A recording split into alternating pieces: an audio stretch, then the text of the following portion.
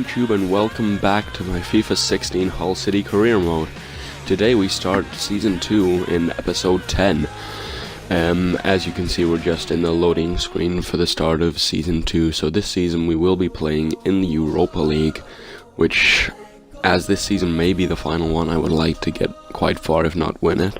So you can see we get in just the usual stuff, and they've given us £22 million to spend, and they want us to qualify for the Euro League, which is the Europa League. So you can see we put in a contract offer for Laurent de Poitre, I believe.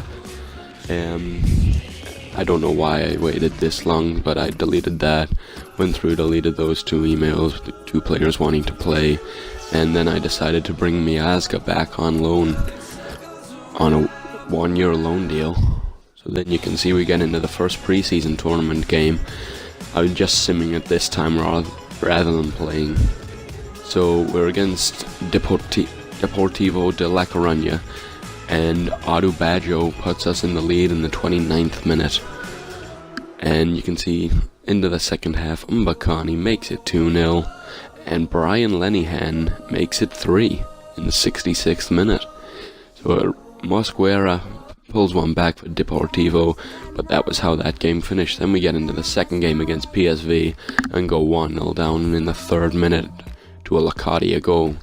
So then you can see, hopefully we can get back into this, but just before halftime, Locadia makes it 2-0, and you can tell this game is going to be defeat, which means we're likely going to have to win the final game of the group stage, as Lestien makes it 3-0, but to get one back at him, we injure Locadia in the 89th minute. Then you can see we got 3 players accepted contracts. I decided to accept Jordi Amat straight away for £7 million plus Michael Dawson, because Dawson's just decreasing, and Amat is a decent defender on FIFA, I believe. So we decide to decline De Poitre and sign Brett Assombalonga. Once again, Maloney going downhill, so I decided to send him the other way. We get into the final group stage game, which is against Stade Rennais, and Snodgrass puts us in the lead in the 21st minute. Like I say, a game we need to win, but they score not long before halftime through Bruels. But J. Rodriguez gives us the lead in the 59th minute, and then Matt Miazga comes off the bench, makes it 3-1, and for the second time we win 3-1, and we go through to the knockout stage against Hamburger SV. And then you can see David Marshall has gone for £11 million, so we will be trying to sign a new goalkeeper, Asmir Begovic being one of these. So we put in a new offer there, and we get into this game at 1-1. I must have started recording too late, but Halilovic put them in the lead before Mbakani equalized between the 2 goals. Hernandez got injured. You'll see in the 89th minute they miss a penalty, but it won't matter as they win on the penalty shootout, which is disappointing as they already showed they'd miss penalties. But what can you do? You can see that Mignolet, who we were also going in, had declined some contract offers from places, and we have to put in a new offer for Lukas Fabianski.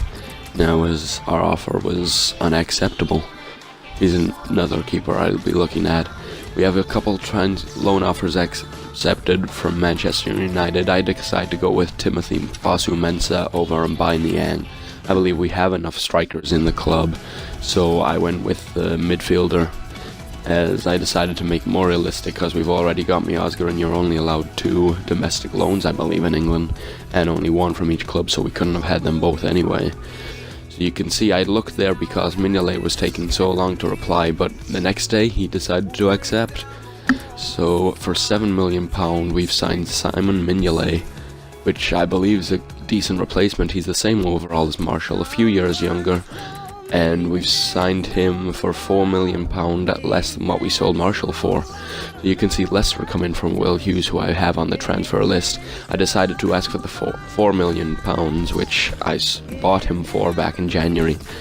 You can see a couple final scout reports, but I decided not to go for either of them. And then I signed Mohamed Besic for his value, actually, which is pretty decent for 78 overall, 23-year-old. and we signed Yun Suk Young as a backup at left back. Just there for backup, really. We sell a player there, and then we have a transfer offer for Diomande. They offered £1.4 million. I asked for £2 million, and hopefully they will accept that counter offer. Then you can see Leicester decided they will go ahead with a £4 million deal for Hughes, and then Stephen Davies joins the club for £3 million. Then you can see we eventually will advance on. Hopefully, just saving it up first. Right, you can see now we'll move on to the next month.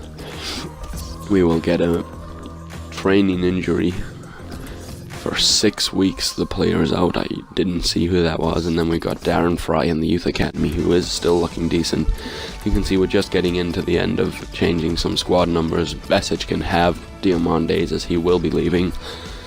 And then you can see that we have sold a couple players, I do believe, yep. And Lenihan will be joining Barnet on loan till the end of the season. See, the players sold are Hughes and Diomande to Leicester and West Brom respectively. Then, as usual, to end the episode, I did go back a few days. To end the episode, we do a squad report as usual, and if you like the video, please do leave a like. If you want to see any more of this career mode or anything I do on FIFA 17, please subscribe. But again, thanks for watching. See you later.